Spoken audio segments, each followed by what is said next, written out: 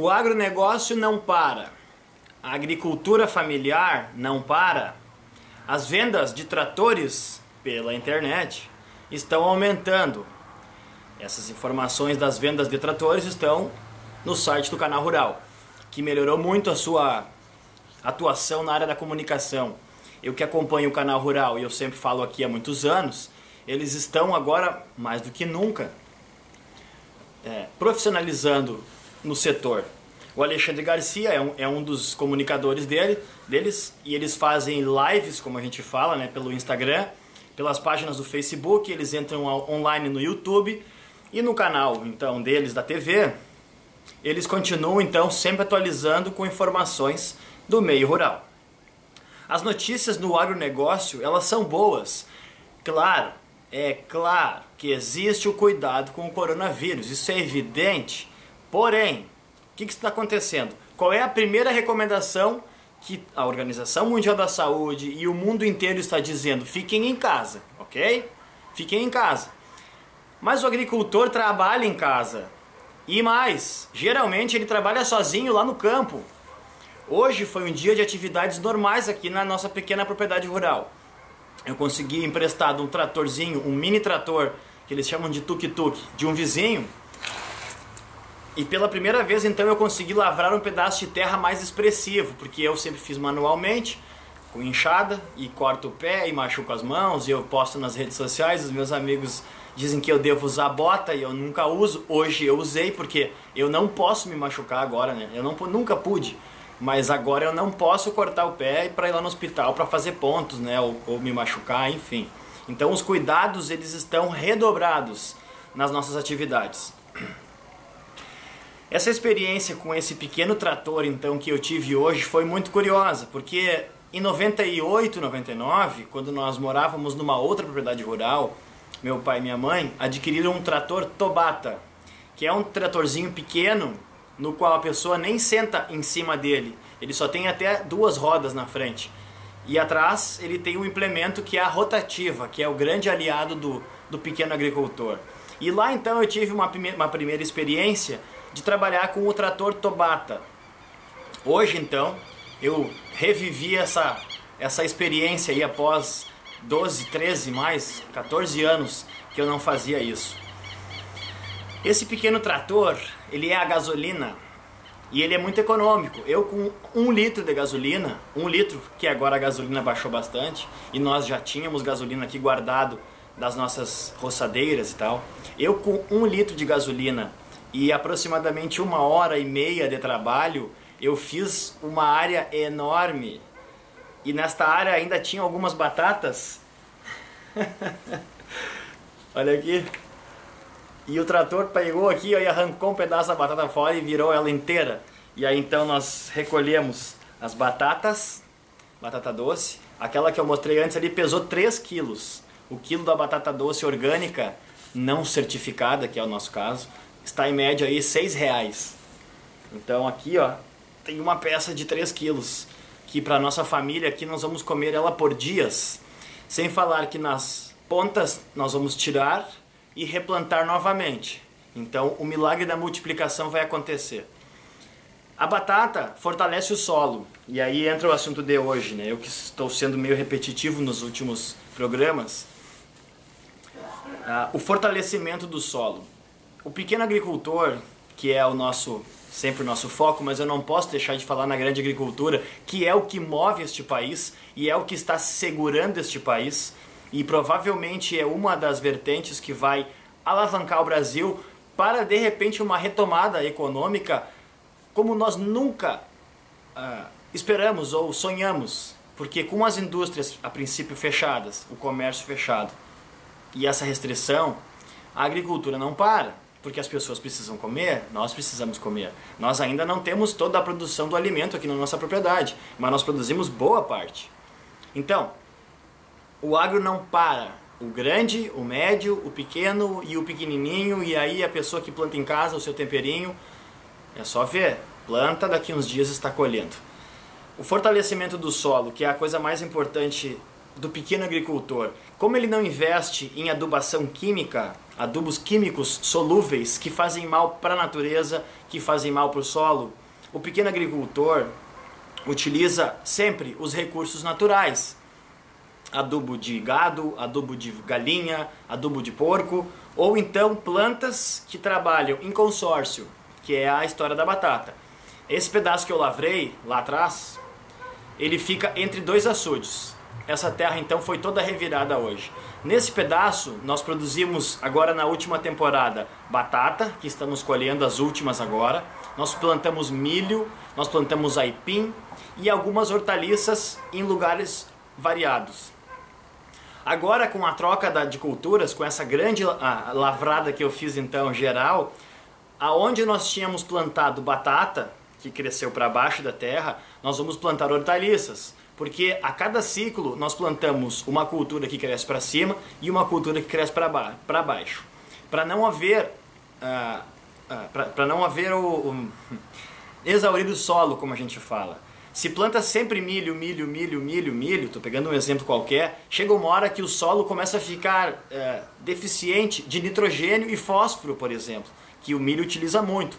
Se nessa mesma área é plantado somente batata por muitos anos, esse solo também começa a sofrer com falta de potássio, porque começa a extrair demais esse nutriente. E mesmo na agricultura natural, orgânica, ecológica, seja qual for, agrofloresta, nós não podemos nunca fazer a mesma cultura no mesmo lugar, mesmo sendo pequeno. Então, nessa pequena propriedade aqui que nós temos, a gente tem esse cuidado. E o resultado dele é extraordinário. Essa batata que eu estou mostrando para vocês aqui, que pesou 3 quilos, não foi assim uma que deu só isso. As outras batatas, ó, essa aqui estava ao lado, e a outra que nós fizemos, enfim, elas, a maioria delas fica enorme. Por quê? Porque o solo está com o seu equilíbrio.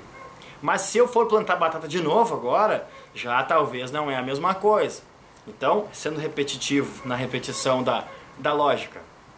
Este ano, agora, esse ciclo que nós estamos, porque não é por ano, o pequeno agricultor ele planta a cada 3, 4 meses, troca a cultura, ou por estação, troca a cultura, né?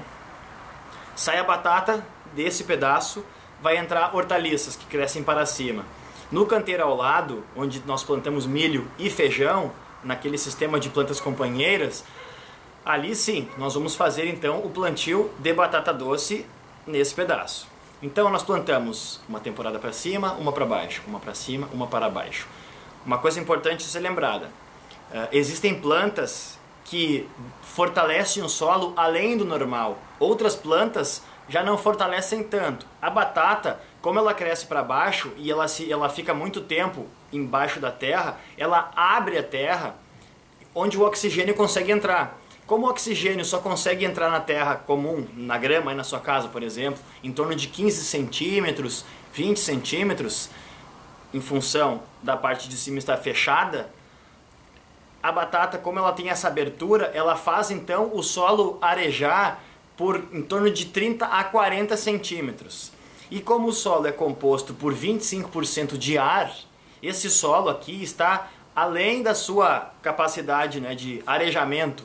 Aí, como nós não usamos adubos químicos, as minhocas estão trabalhando dia e noite sem parar.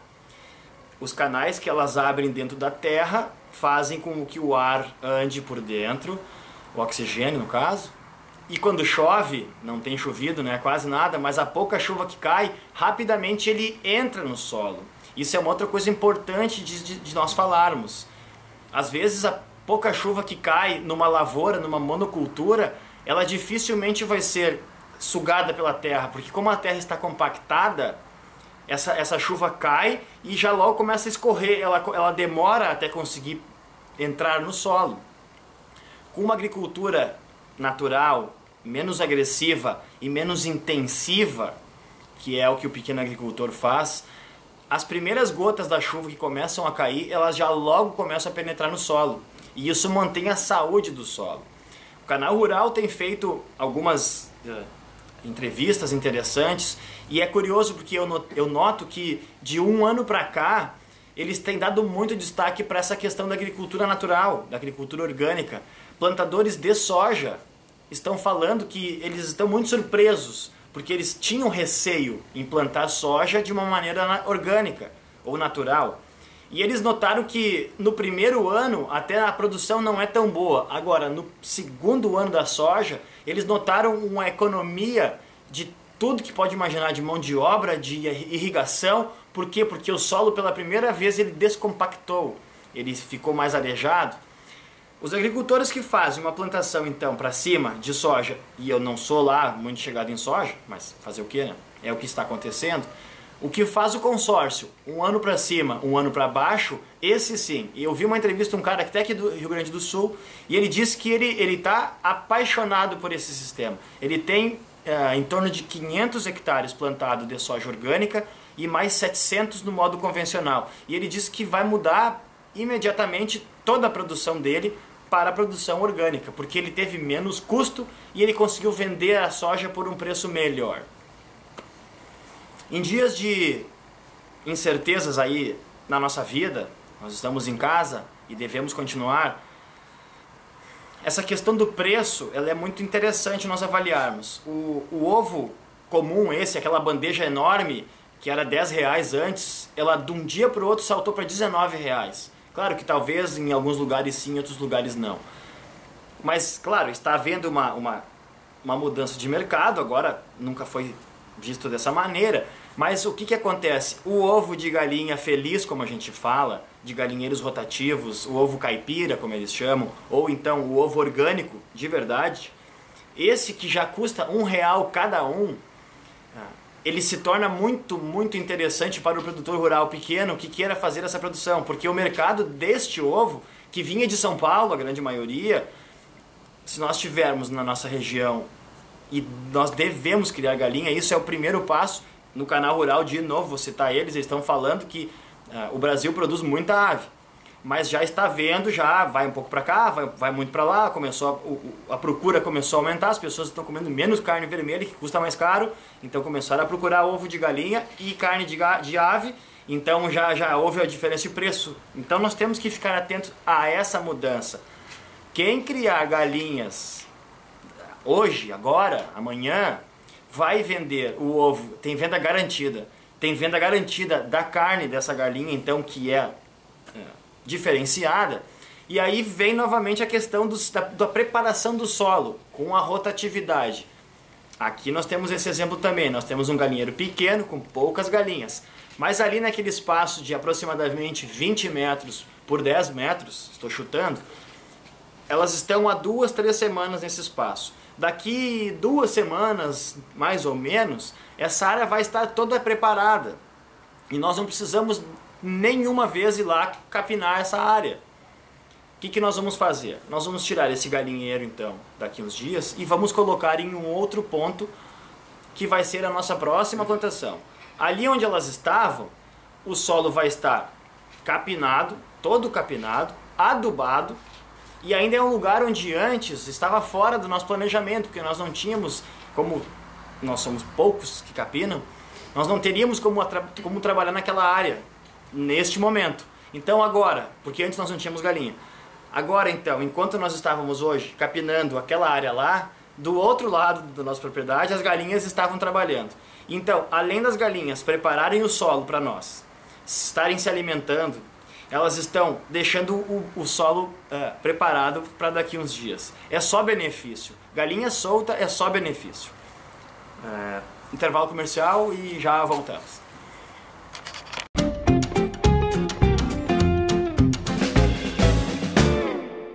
Novo Hamburgo tem amanhecido cada dia melhor e está de braços abertos para receber você. A cidade foi revitalizada para melhorar a vida da população. Jovens são preparados para um futuro com mais oportunidades. Prédios estão ganhando forma para incentivar o desenvolvimento. E o Parcão conta com mais estrutura para você aproveitar novos ares. Seja bem-vindo ao futuro de Novo Hamburgo. Venha conhecer.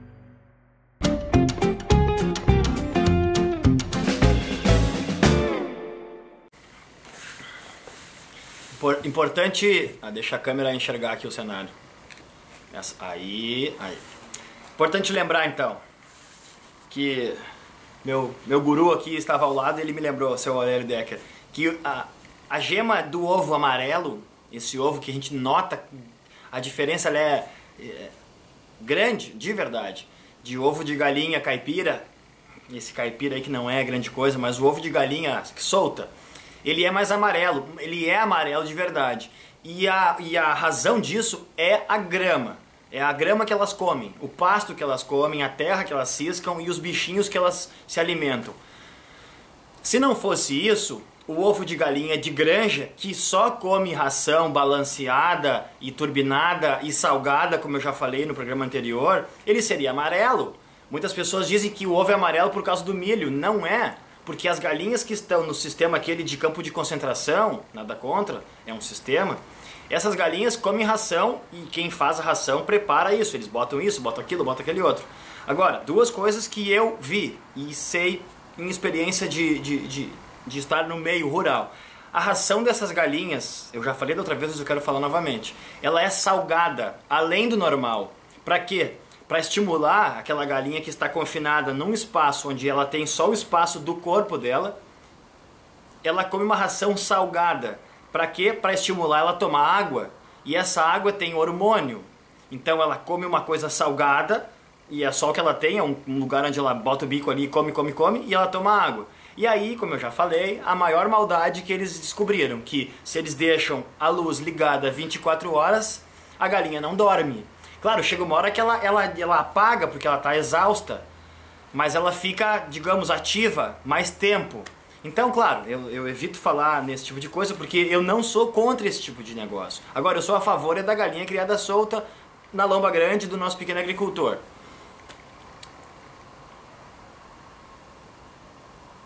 Tem a questão do custo. Então, a indústria faz um cálculo, enfim, e esse custo que eles fazem do espaço da galinha, que tem só o espaço do corpo dela, e ela come dessa maneira, e ela cria desse jeito, eles chegam numa produção de 45 dias. 45 dias, então, como eu disse, a galinha tem um prêmio de perder a cabeça, porque vivendo desse jeito a morte é um prêmio. Então, ela, em 45 dias eles abatem ela. Então, ela nasceu de uma lâmpada, caiu dentro de uma caixa, da caixa ela foi para dentro de um caminhão, provavelmente, do caminhão ela foi para dentro da granja, chegou na granja, eles enfiam ela numa gaiola, ligam a luz, põem ração para ela e ela começa a comer sem parar. Então ela não sabe o que ela é, né? Porque ela não teve a mãezinha que chocou ela. Ela nasceu e simplesmente por instinto começou a comer. Daqui a pouco elas começam a colocar ovos, as que são de produção de ovos, começam a colocar ovos e comem sem parar e não dormem porque a luz fica ligada. Então, esse cenário ele é triste, na verdade, né? Ele é triste. Porque quando nós vemos a galinha que anda com os pintinhos e que fala com eles, e aí vem o gavião, e elas tudo deitam no chão e se escondem, e aí tá frio e elas sentem o frio, a galinha doida que ela nem sabe o que é frio porque o ambiente é controlado. A galinha aquela lá de granja, ela não sabe o que é dia, ela não sabe o que é noite, porque a luz fica ligada 24 horas. As nossas galinhas aqui agora elas estão dormindo porque é noite. E vocês sabem, e muitos sabem, quando começa a escurecer a galinha se recolhe. Os vizinhos também, aqui ao lado nós temos vizinhos que criam galinhas, do outro lado também, elas já foram tudo dormir. Tem alguns galos que cantam de madrugada, vocês já perceberam isso? Quem está perto de áreas rurais nota isso. Fui pesquisar, fui falar com quem sabe. Eles disseram que o galo, por ser o macho e ele que domina, então às vezes ele acorda de madrugada e canta, para avisar que ali tem dono no campinho, né? Então o cantinho do galo é isso, né? E essa história que o galo canta somente no amanhecer é lenda, né? Isso é claro, ele canta de manhã cedo, mas ele canta no meio da manhã, ele canta meio-dia, ele canta de tarde, ele canta de noite e ele canta de madrugada também, né? Então o galo não canta só às 6 horas da manhã para acordar as pessoas. Ainda falando sobre permacultura, quando eu cheguei em Bagé em 2006, que eu fiz o grande curso que, digamos, mudou a minha vida. E eu sempre falo nesse programa, pesquisem sobre isso, por favor, porque por mais que eu fale aqui, eu vou dar a minha opinião ou a minha experiência. E isso foi a primeira coisa que eu aprendi lá em Bagé quando eu cheguei. O João, nosso grande mestre, ele disse: eu vou mostrar para vocês um sistema de permacultura. Cada um vai levar para sua casa e para sua região e vai desenvolver a sua maneira de aplicar ela. Agora, eu vou dizer coisas aqui para vocês que vão facilitar a vida de vocês. A primeira coisa que eu quero dizer, a água fica na propriedade. Olha que ensinamento, né? Aí está Novo Hamburgo amargando de novo o Rio dos Sinos. O que o João disse para nós naquela primeira ocasião? Ele disse: eu sou da área rural há muitos anos, e ele trabalhava numa empresa de fertilizantes. Ele disse que por andar no estado do Rio Grande do Sul, por todas as quebradas, ele sempre notava os agricultores abrindo valo nos seus campos para drenar a água. Porque o campo é úmido, porque a água atrapalha, porque não sei o quê. Só que lá naquela época, lá atrás, a chuva era normal, o inverno era normal. Nós vivemos uma época de mudanças climáticas, seja por interferência do homem ou não. Alguns dizem que não é, outros dizem que é, não interessa. A questão é, o tempo está diferente. Nós estamos em abril e não choveu. Não choveu. Eu estou falando em chuva desde novembro. E ainda não choveu, choveu pouco. Então vamos lá, aqueles campos lá atrás que abriram os valos para mandar toda a água embora, eles estão amargurando essa escolha errada que eles fizeram. Então o João disse para nós, a água fica. A propriedade rural que domina a água é um sucesso, porque a água fica na propriedade. Aí ele disse outra coisa interessante, tudo que cai na propriedade de vocês, ou tudo que entra na propriedade de vocês, é de responsabilidade de vocês. Não terceirizem a culpa. Exemplo, o lixo. Qual é a maior bronca aí da cidade e tudo mais? O lixo. A pessoa compra uma televisão que vem com uma caixa, que vem com plástico, que vem com uma sacola, que vem com um monte de coisa em volta. Tira a televisão, coloca na sala, muito bonita, aí fica aquele monte de lixo e pensa, e agora eu vou fazer o que com isso? Pô, meu, te vira, na boa, tu arrumou um problema, resolve. Então qual é a solução que ele nos ensinou? O papelão para a área rural, ele é uma bênção. Para fazer fogo, ele é maravilhoso. Para fazer cobertura de canteiros, ele é maravilhoso. Porque não existe, e isso eles fizeram pesquisas, não existe, mas o papelão tem uma substância que é química. Não, não tem. Não tem. Comparado ao glifosato, tu pode comer papelão, que não faz mal. Pegando exemplos radicais. O papelão, um pedaço de papelão, faz um cortezinho no meio, até a metade dele, e abre ele, vai em volta da árvore frutífera e encaixa. Ele vai garantir a umidade no solo, ele vai garantir que a planta não tenha o crescimento de inso que a gente chama, plantas invasoras. Quando chove, a gota de chuva não vai espalhar o adubo, enfim, um exemplo só dentro da história da permacultura. Então o João, lá em Bagé, ele nos ensinou isso. A propriedade rural, tudo que entra na propriedade rural, é de responsabilidade nossa. A chuva, ela cai do céu dentro da nossa propriedade, ela é responsabilidade nossa. O lixo que nós geramos, ele é responsabilidade nossa. A permacultura ensina muito isso. Tu és responsável por todas as coisas que tu arruma. Exemplo, o lixo orgânico, outro problema grande dos grandes centros. É um custo enorme para a prefeitura, é um custo enorme para o meio ambiente, vai para o aterro sanitário, o caminhão fica fedorento, ninguém gosta de passar perto do caminhão de lixo porque ele é fedorento. Bom, mas a culpa é nossa, porque a gente bota copo, bota plástico, bota casca de banana, bota ovo, bota resto de comida. É azar, né? Eu tô aqui, resolvi o meu, azar agora é do próximo, né? Na área rural, não. Todo o adubo que sobra aqui, ele é comemorado. Nós gostaríamos de ter mais. Eu gostaria de ter mais casca de banana, eu gostaria de ter mais casca de ovo, eu gostaria de ter mais casca de aipim, porque ele vai para as hortas, ele vai para as galinhas, ele vai para a composteira alimentar as minhocas, ele vai para a nossa plantação, ele vira muda. De novo eu falo, a batata que nós colhemos hoje, o pedacinho que sobrou vai voltar para a terra, vai brotar, vai nascer de novo e daqui uns dias nós estaremos comendo batata.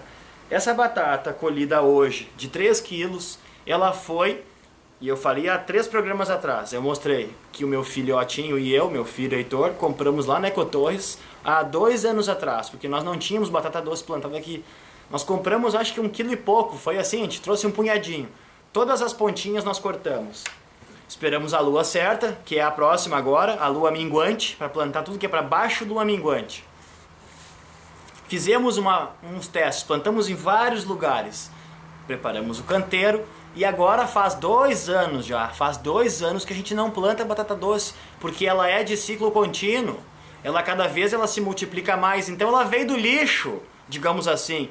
Quando nós morávamos numa casa em portão, uma casa normal, nós também tínhamos uma composteira, mas era um pátio normal. Então, claro, a chance nossa era diferente. Mas mesmo assim, nós tínhamos lá no fundo um canteiro, onde nós colocávamos todo o lixo orgânico lá.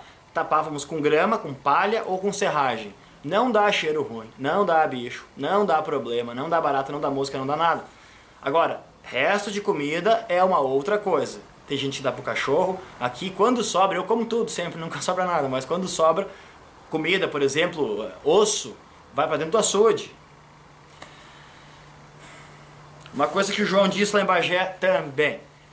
Ele disse, por favor, eu vou falar de novo, pesquise na internet, permacultura, o IPEP lá de Bagé. Eu não faço propaganda para eles porque eu ganho desconto, eu não ganho nada deles. Eu paguei o curso, nós pagamos o curso há um tempo atrás e isso mudou a minha vida, mudou a forma de aplicar as coisas e ter resultado. Ele disse da questão da dupla funcionalidade. Cada coisa deve cumprir mais de uma tarefa na propriedade rural. Isso talvez seja a única coisa que vai prestar hoje que eu vou falar aqui no programa. Ele disse o exemplo. Qualquer coisa, ele disse assim, Decker, fala aí qualquer coisa na propriedade rural. Aí casualmente eu falei galinha. Ele disse a galinha, ela gera ovo, ela gera adubo, ela prepara a terra e ela ainda gera renda para a propriedade. Então, não é só uma galinha, ela além dela estar produzindo ovo, ela também está trabalhando a terra. Então ela cumpre duas tarefas.